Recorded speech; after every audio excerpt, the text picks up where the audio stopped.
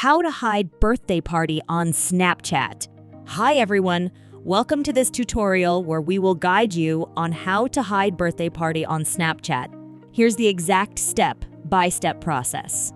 Launch the Snapchat app on your phone. Tap on your Bitmoji or profile icon in the top left corner to open your profile. Tap on the gear icon in the top right corner to open the settings menu.